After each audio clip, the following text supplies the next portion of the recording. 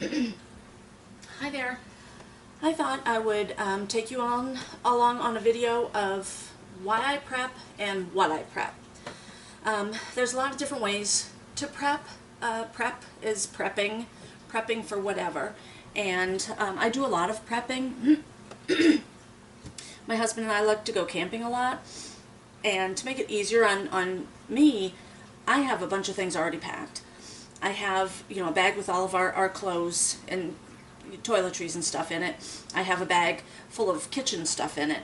I just grab these stuff, throw it in the truck. We're ready to go within probably 15 minutes. I just have to gather up food. So that's how I prep for that. I also prep for certain disasters.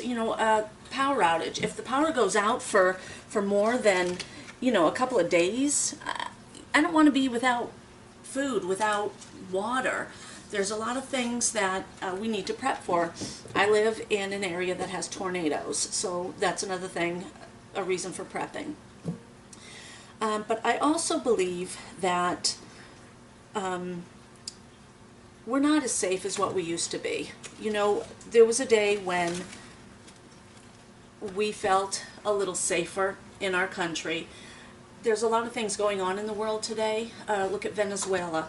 Those poor people, they're starving, and they weren't really prepared for what was to come. I don't want that to happen to me. And there's been a few different things in my lifetime that have happened. I'm not one of those people who remember Pearl Harbor because I wasn't there. I didn't live through it, but I did live through 9/11. And that was a time in my life that I realized I needed to do something. I live in Illinois now, and I used to live in Massachusetts. My family's all in Massachusetts.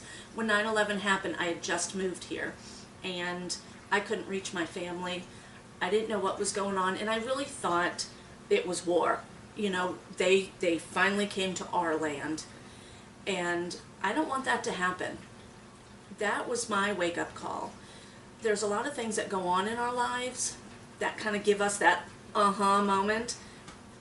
9/11 was a major, major part of American history, and I will never forget. And one of the things I do is prep. This is just one container that I have, and it's full of stuff. I have Band-Aids, I have ibuprofen, I have salt and pepper. If the zombie apocalypse comes, I can't be without salt and pepper. But I also have matches, I have shoestring, which you can use for a lot of different things. This is mostly toiletries. Deodorant, ointment, antibacterial ointment. I have masks in here as well. These I got from the dollar store. They're $1 a piece, and there's, I think, there are 5 in here. These will help keep out dust, germs, whatever might be in the air. If something major happened, major fires, this will help a little bit. It'll keep my air a little cleaner than what it would be without. You can also use bandanas and stuff like that for that. And I do have bandanas in another tote of mine, and I also carry them when I go camping. All kinds of different things that you want to save just in case something happens. Even if it's just the power goes out for a week, you have what you need. You can't go to the store and buy something if the power's out because the store's not having power either. We lost our power this weekend, actually. It was kind of funny because everybody's wondering, uh-oh, what's going on? We kind of figured it was something simple, and it turned out to be a raccoon got into the transformer, which I thought was interesting that can really happen. But yes, it can. So we were out for a couple of hours, and we survived. But we have a neighbor who is on oxygen, and she called me up pretty worried because her oxygen wasn't working. We do have a generator, so if the power hadn't come on, I would have put on the generator onto her house, and she would have been okay. But that's something, we prepared for it. We have a generator. We have a couple of different things to cook with as well. If you don't have power, I have a gas stove, but I have it's a power ignition, so I'm not going to be able to cook. Well, I have a chimney outside and tons of wood. I have a stove tech and a Kelly kettle. Those things work. You just put sticks in the Kelly kettle and the stove tech, just little twigs, and you can boil water. So that's not a problem. So I stock up on stuff. I also have at least 2 weeks worth of food in my pantry. I have canned meat, I have vegetables, I have fruit, I have lots of noodles, and actually what I'm doing for myself is I'm making my own MREs. I do have MREs as well in a tote, but I started making my own, and thanks to Brad at Big Family Homestead, this is one of the things that he taught me. In here, I have some of my own dehydrated fruit. I've dehydrated carrots, green beans, peppers, onions, garlic, all kinds of different things. And in here is noodles. It's a 2 1/4 cup of noodles, 1/2 cup of carrots, 1/4 of a cup each of celery and onion. And then I'll throw it all into a gallon of water, boil it up, and this will be our meal. I do also have some sauces that I can throw into it. I'm going to get a little bit better at this, and I need to figure out how much bouillon to put in here, beef bouillon or chicken bouillon or whatever, to make it a little different, but that's another video for another time. I also use my, and this is with my food saver. I don't know if I said that. I Ziploc this with my food saver. I did that with a bunch of nuts. We bought a bunch of nuts a couple of months ago, and I put a bunch in these bags for when we go camping. I have a bunch saved away for just in case. My husband chews and smokes, so I decided to do the food saver with some of his Skoal chew. They say that this doesn't last very long, especially once it's open, but I thought if I food saved it, maybe this would keep fresher longer. I thought I'd try it out, and he's going to be trying that within the next month.